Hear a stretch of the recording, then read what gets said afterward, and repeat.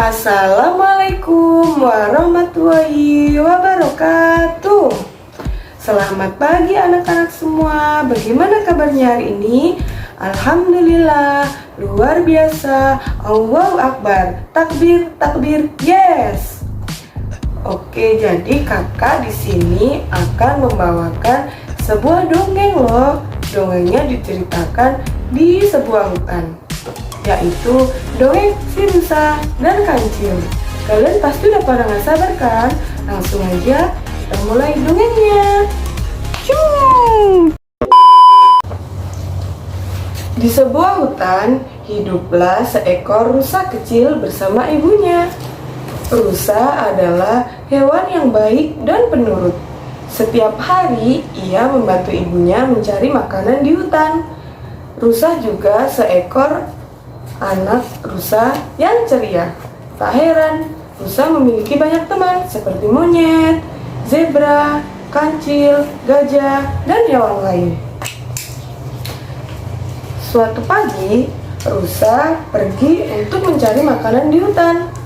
Di jalan, tak sengaja rusa bertemu dengan zebra. Zebra pun menyapa rusa dengan ceria. "Hai rusa, mau kemana kamu pagi-pagi sekali?" "Seperti biasa, aku hendak mencari makanan untuk aku dan ibuku." "Wah, kamu memang anak yang sangat berbakti kepada orang tua ya." Rusa tersenyum menyindir. "Ya sudah kalau begitu, lanjutkan mencari makanan ya. Aku hendak ke sungai untuk menemui gajah." "Oke zebra, sampai nanti ya, hati-hati di jalan." "Hati-hati juga rusa." Mereka berdua pun pergi ke arah tujuan masing-masing.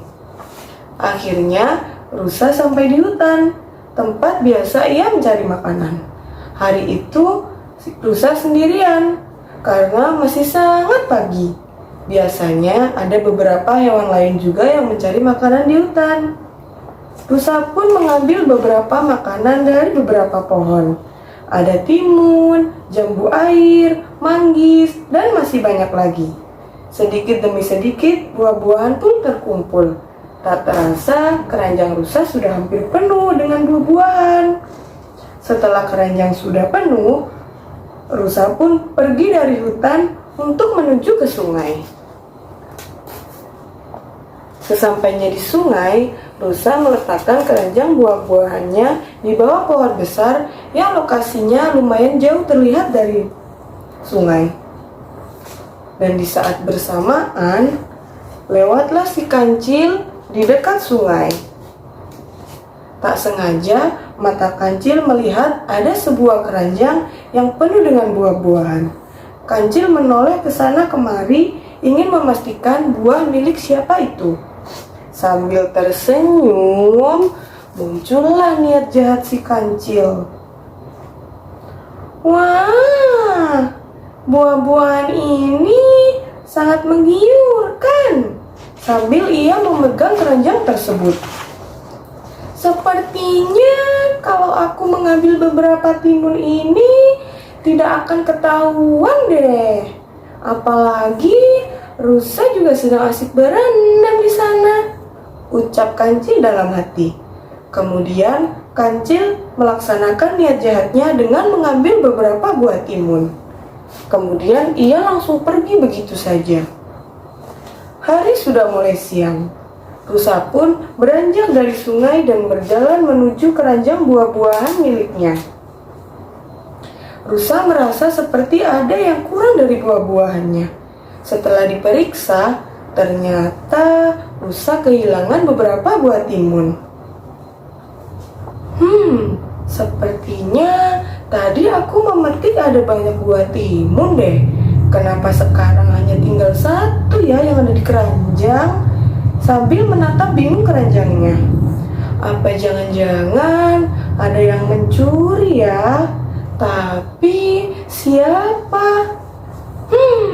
Ya sudahlah, masih ada buah yang lain juga kok, yang masih banyak.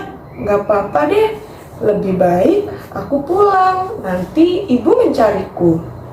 Kemudian rusa pun pulang ke rumah sambil membawa keranjang buah-buahan miliknya. Sesampainya di rumah, ibu rusa menyambut rusa dengan senyuman. "Baru pulang, Nak. Kenapa wajahmu tampak murung?" tanya ibu rusa sambil mengelus kepala rusa. "Tidak apa-apa, Bu. Tapi... ada apa, Nak? Kalau ada masalah, ceritakan saja pada ibu. Tadi setelah aku mencari buah, aku mampir ke sungai untuk berendam, Bu. Setelah aku selesai berendam, aku melihat buah timun di keranjangku berkurang, Bu. Tadi aku merasa aku memetik banyak buah timun. Setelah aku kembali, hanya ada tersisa 1 buah yang ada di keranjang." "Oh, jadi karena itu kamu murung. Ya sudah, tidak apa-apa.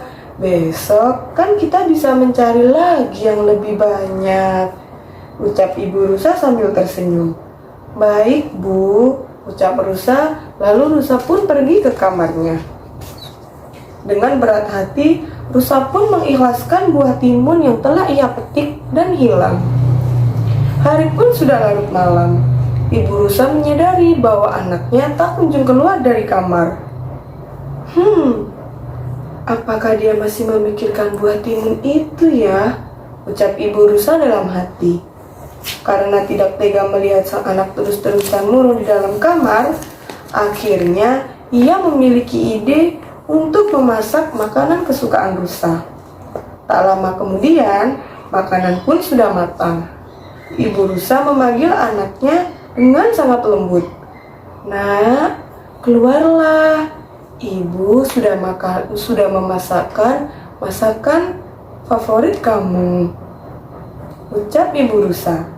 Mendengar hal itu, rusa pun akhirnya keluar dari kamarnya. "Wah, baunya harum sekali," kata rusa sambil tersenyum lebar. "Siapa dulu dong yang masak? Iya deh, ibuku ini memang pintar sekali memasak. Apalagi ini masakan kesukaan aku. Terima kasih, Ibu." "Iya, Nak, sama-sama.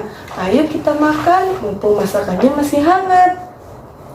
Akhirnya suasana di meja makan pun menjadi nyaman dan hangat. Mereka menyantap makanan dengan sangat lahap dan tak lupa dengan candaan-candaan yang membuat suasana semakin dipenuhi kebahagiaan. Pagi hari pun tiba. Dengan udara yang begitu hangat dan cerah, rusa pun meminta izin ke ibunya untuk mencari buah lagi. Tak butuh waktu lama, akhirnya rusa pun sampai di hutan yang biasa ia tempati untuk mencari makanan. Dengan rasa yang senang, akhirnya rusa pun memetik buah-buahan dengan sangat ceria. Akhirnya buah-buahan pun terkumpul di dalam keranjang. Setelah memetik beberapa buah, rusa pun beristirahat di bawah pohon besar karena ia sangat capek. Karena angin yang sangat sepoi-sepoi, akhirnya rusa pun tertidur di bawah pohon besar. Dari kejauhan terlihat seekor kancil. Kancil pun melihat ada seekor rusa yang tidur di bawah pohon besar. Kancil pun menghampiri rusa dan melihat ada sekeranjang yang penuh dengan buah. Sesampainya di sana, rusa pun tidak sadar jika ada yang menghampirinya. Kancil melihat buah itu sambil berkata dalam hati, "Wah, ada timun. Apa aku ambil saja ya timun itu? Lagi pula aku sedang lapar." Dengan akal liciknya, akhirnya kancil pun mengambil buah timun itu dan pergi ke tempat lain lalu memakannya. Tak begitu lama, akhirnya rusa pun terbangun. Ia melihat ke arah kanan dan kiri mendapati kebingungan. Kenapa buah timunku hilang lagi ya, seperti kemarin? Kemana perginya? Apakah saya lupa menaruhnya? Atau bagaimana ya? Batin rusa. Akhirnya, rusa pun mencari ke sekeliling hutan tempat ia memetik buah timun itu. Kemana ya hilangnya? Aku harus mencari kemana lagi nih? Aku sudah mengelilingi sekitaran sini, tapi tidak menemukan, ucap rusa dengan wajah murungnya. Setelah rusa mencari-cari sampai mengelilingi hutan beberapa kali, akhirnya rusa melihat ada seekor kancil yang sedang asyik memakan timun. Rusa pun memperhatikan dari kejauhan. Wah, itu kancil sedang asyik makan timun, tanya rusa terheran-heran. Apa jangan-jangan itu timunku? Jangan-jangan kancil yang sudah mencuri timunku. Tapi kenapa kancil mencurinya? Rusa pun bertanya-tanya pada dirinya sendiri. Akhirnya rusa pun mendekati si kancil. Hayo, mau kemana kamu kancil? Pasti kamu ya yang sudah mencuri timunku, ucap rusa dengan marah. Hah? Ampun! Kabur! Kabur! Kabur! Kancil pun berlari dengan cepat sampai rusa pun tidak bisa menangkapnya. Rusa sangat sedih dan marah melihat kancil yang mencuri timun miliknya selama ini, karena dia merasa kancil adalah temannya yang baik.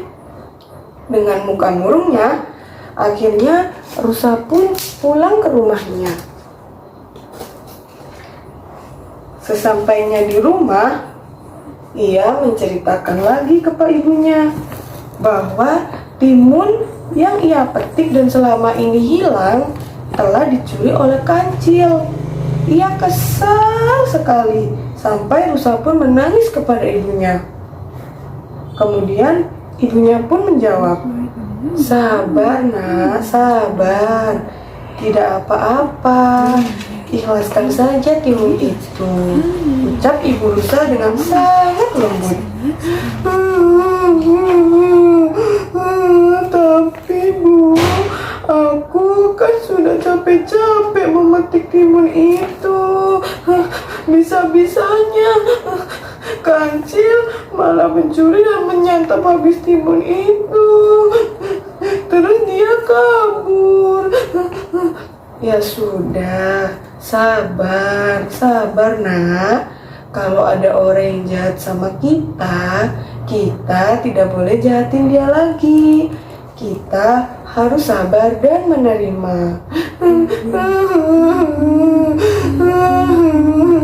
Sudah nak, jangan menangis. Sabar ya.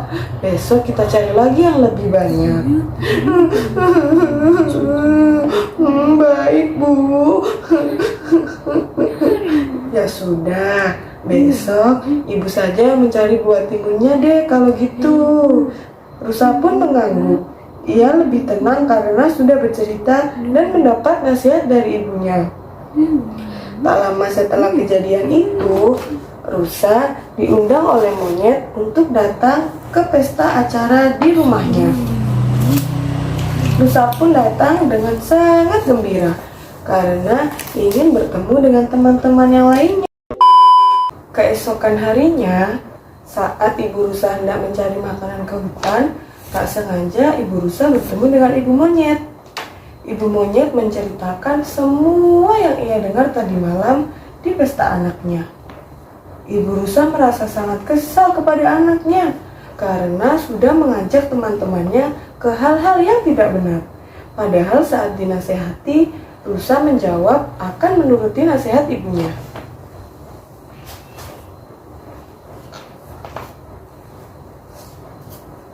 Sesampainya di rumah,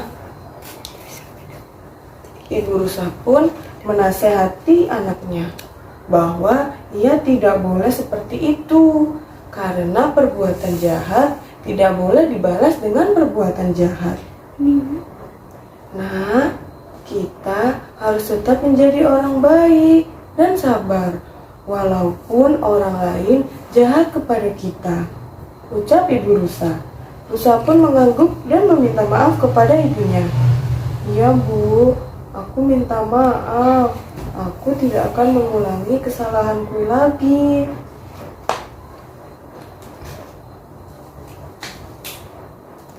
Beberapa hari kemudian, Rusa pun pergi ke hutan hendak mencari makanan. Di jalan, ia mendengar seperti ada suara orang yang minta tolong. Tolong! Tolong! Tolong! Sepertinya ada suara minta tolong, ucap Rusa. Ia pun akhirnya mencari sumber suara tersebut. Tak lama kemudian, ia menemukan suara itu dan mendapati si kancil yang sedang menangis kesakitan karena kejatuhan pohon. Tolong! Tolong! Aduh, sakit! Tolong! Siapapun yang di sana, tolong! Ucap kancil sambil menangis. Rusa pun tertawa melihat kancil menangis. Rasain kau kancil, itu semua karena ulahmu. Aku tidak akan membantumu, biar kau rasain. Ucap Rusa dengan penuh kegembiraan. Rusa pun pergi dari tempat itu. Namun, setelah ia berjalan beberapa langkah, Rusa teringat akan nasihat ibunya bahwa kita tidak boleh membalas perbuatan jahat dan kita harus tolong-menolong terhadap sesama. Akhirnya, Rusa pun berbalik dan menolong si kancil yang sedang kejatuhan pohon. Melihat itu, kancil pun sadar bahwa Rusa adalah hewan yang baik dan tidak memiliki rasa dendam.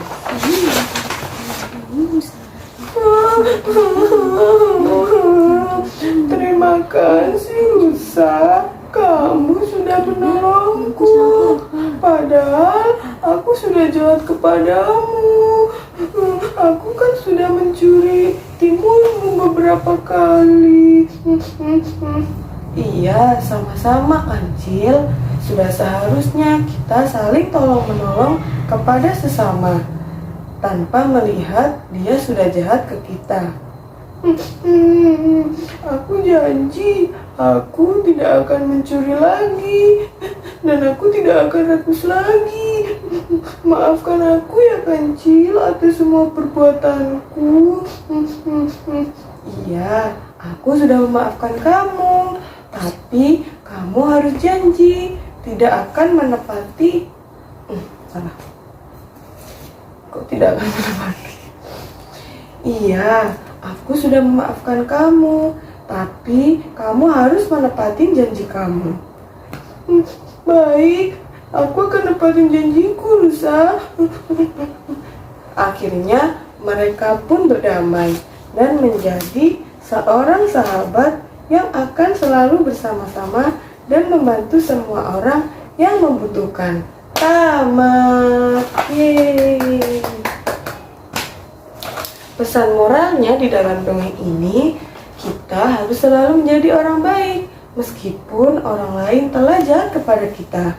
Dan kita juga tidak boleh menyimpan dendam kepada siapapun dan harus saling tolong-menolong terhadap sesama. Sekian dongeng dari kakak. Wassalamualaikum warahmatullahi wabarakatuh. Dadah.